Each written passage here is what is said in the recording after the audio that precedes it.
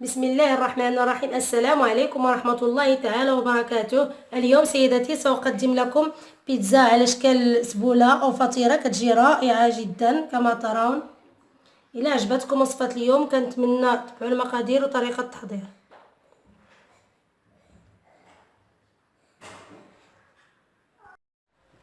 لهاد الفطيرة سيداتي غادي نحتاجو نصف الكمية ديال العجين 10 دقائق اللي سبق لي وحضرت معكم، ستجدون الرابط اسفل الفيديو. عندنا بصله مقطعه قطع صغيره وفلفله حلوه مقطعه قطع صغيره اللي قليتهم في الزيت مع شويه الملح والابزار او الفلفل الاسود. عندنا علبه تونه، عندنا صلصه الطماطم، الكاشير او المرتديلا اللي بشرته بهذا الشكل او حكيته، ملعقه من القزبر والمعدنوس، السمسم للتزيين وبيضه للتزيين. نبدأ على بركة الله. نأتي بورق الطهي على شكل مستطيل ونأتي بالعجين، نقوم بتوريق العجين على شكل مستطيل.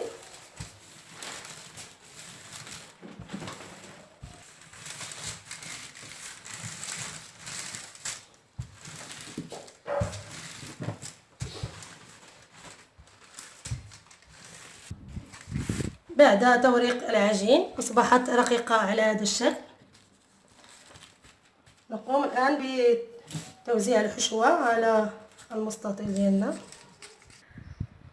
نضع الصلصة أولا،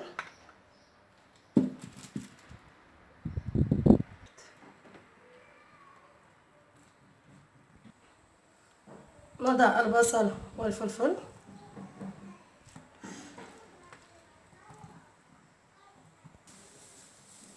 نضيف الثومة،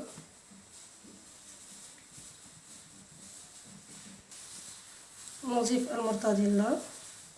الحشوة سيداتي تبقى اختيارية، ممكن إضافة الجبن، ممكن اللحم المفروم. نضيف قليل من الكزبر والمعدنوس.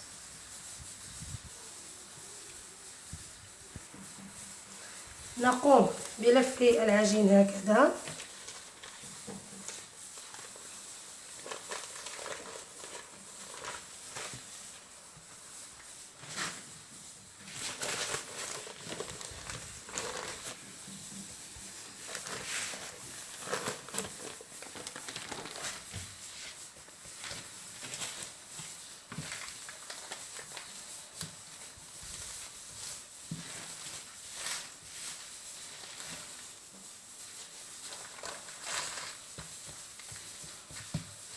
الجهة كنعملوها لتحت.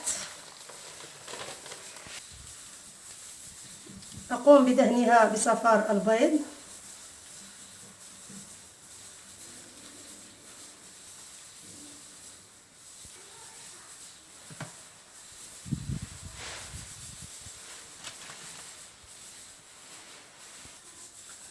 نقوم بتقطيعها بشكل مائل هكذا.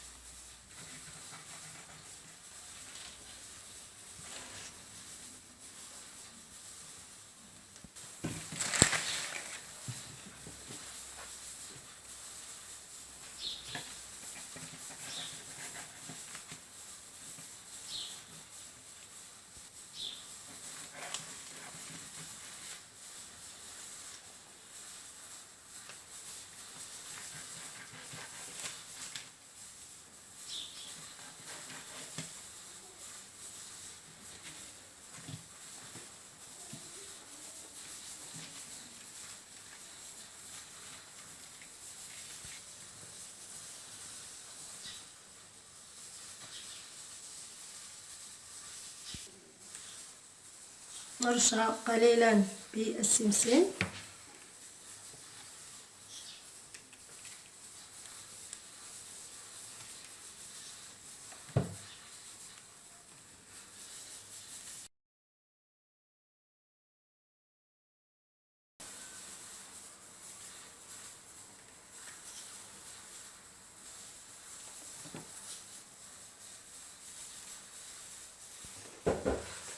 أقوم بوضعها في صينية الفرن.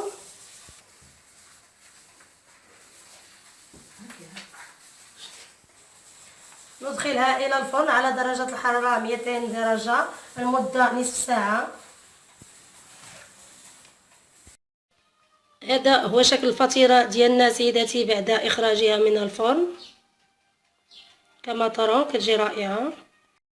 هذا هو الشكل النهائي سيداتي للسبولة ديالنا، كتجي رائعة كما ترون. كنتمنى تجربوها وما تنساوش الاشتراك معي في القناة ليصلكم مني الجديد. والسلام عليكم ورحمة الله تعالى وبركاته. ما تنساوش تعملوا جيم وتبارطاجيو.